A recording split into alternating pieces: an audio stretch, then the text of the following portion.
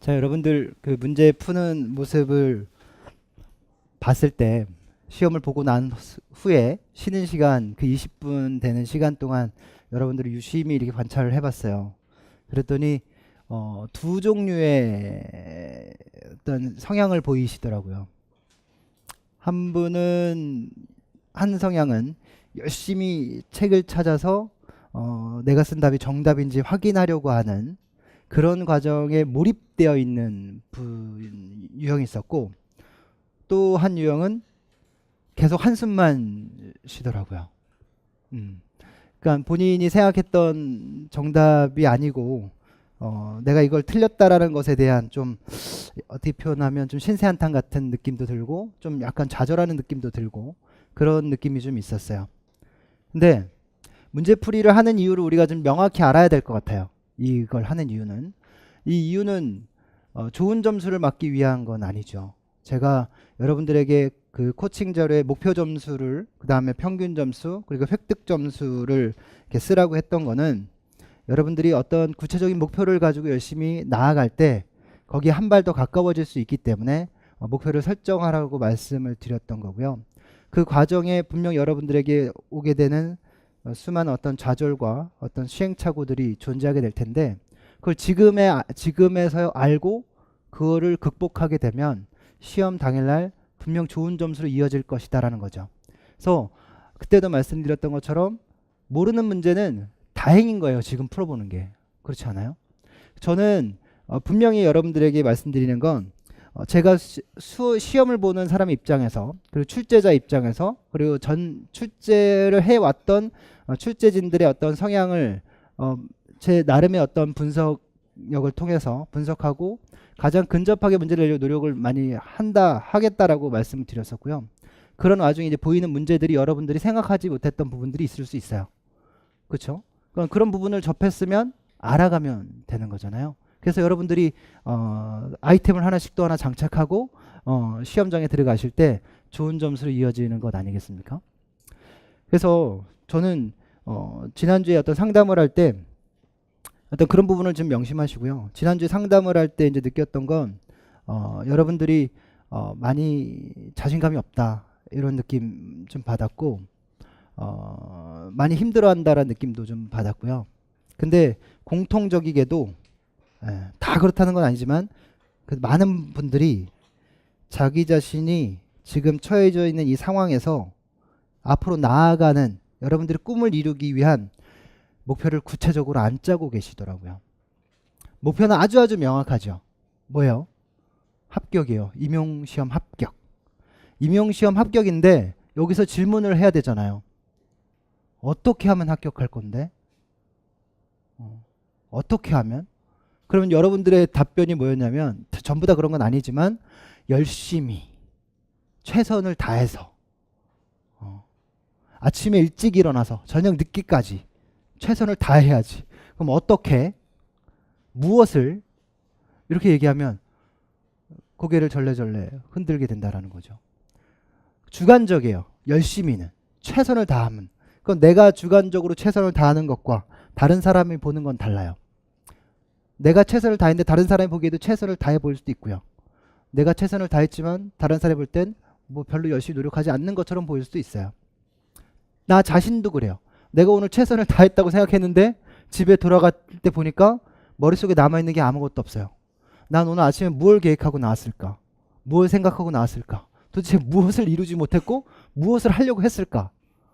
이런 생각을 하면 구체적으로 생각을 해온 사람은 오늘은 내가 영역별 문제풀이 2회 체육교수 이론, 스타일, 수업방식, 모형 이 문제를 푸는데 오늘 목표 점수는 한 45점이었어. 생각했던 점수보다 많이 안 나왔을 경우에 나는 그 문제를 해결하기 위해서 오답 정리를 오늘 해낼 거야. 시간이 10시가 되든 11시가 되든 그걸 하고 집에 갈 거야. 뭐 그런 게 목표 설정 아니겠습니까?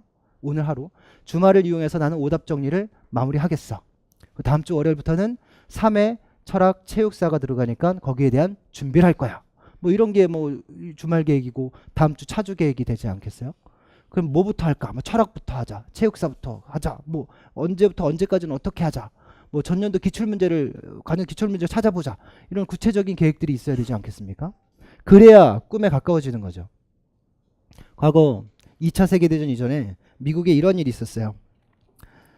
어떤 그 해군 제독의 어떤 그 계급 어떤 그 뭐 어떤 큰 행사였어요. 미 해군의 큰 행사에 수많은 어떤 장성들이 이제 그 참여해서 그 행사를 지켜보러 가는데 대장이었던 분이, 그러니까 대장이면 별 4개거든요. 대장인 분이 그곳에 가셨어요. 가셨는데 사람들이 굉장히 많다 보니까 이래저래 부딪히다가 이 대장 계급장이 훼손된 거예요. 근데 굉장히 중요한 행사고 사람들이 많이 보는데 또 대장이면 그 지위와 어떤 명예와 위신이 굉장히 중요할 텐데 이걸 달고서 그 행사에 참석할 수는 없는 거죠. 손상된 계급장을 가지고. 근데 배 위에서 이루어지는 망망대해 배 위에서 이루어지는 행사였기 때문에 당장 대장 계급장을 어디서 구할 수가 없었던 거예요. 근데 그 배에서 방송을 했습니다. 혹시 이 배에 승선한 승무원들 또는 모든 사람들 중에서 대장 계급장을 가지고 계신 분이 계시면 좀 빌려달라고. 근데 한 사람이 가져온 거예요. 그것도 소위가. 별 4개짜리 대장 계급장을. 그 사람의 이름이 바로 체스터 윌리엄 니미츠입니다. 미국 해군 함정의 그 니미츠급 항공모함 얘기하잖아요. 그 니미츠의 그 공로를 인정해서 배 이름을 붙인 거거든요. 근데 그분이 그 별 4개를 가져왔어요. 너는 뭔데 이걸 가지고 있냐? 소위 한낱 소위가 이렇게 얘기했더니 제 연인이 먼 훗날 대장이 될 수 있는 그 꿈을 갖고 군생활을 하라라는 어떤 의미로 나에게 줬다. 나는 대장을 하기 위해서 이 군생활에 나의 모든 어떤 신념과 어떤 일생을 다 바치겠다. 뭐 이렇게 얘기를 했대요. 그러니까 오로지 그거 하나 보고. 근데 그 니미츠가 올라간 계급은 4성 장군이 아니고요. 5성의 원수였어요. 네.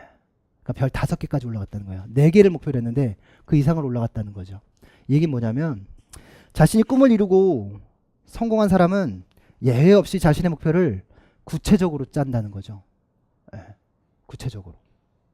제가 한때 솔직히 말하면요. 한때 제가 삶의 의미를 잃은 적도 있어요.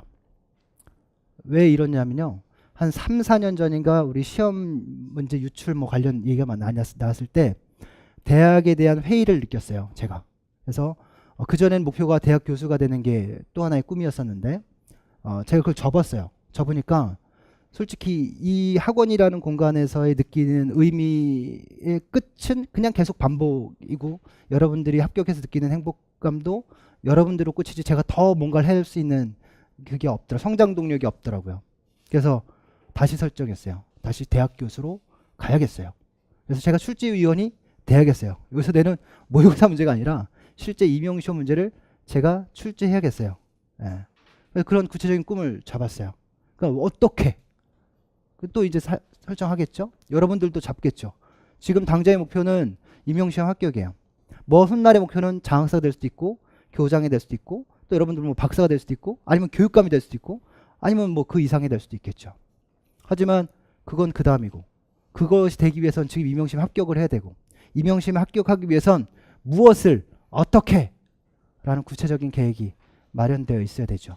한숨을 내쉬는 게 아니라 알아가기 위한 몰입의 과정이 필요하다라는 겁니다. 그렇지 않겠어요? 예. 오늘의 수업은 좌절하라고 하는 수업이 아니에요. 여러분들이 힘을 얻으라고 하는 수업이죠.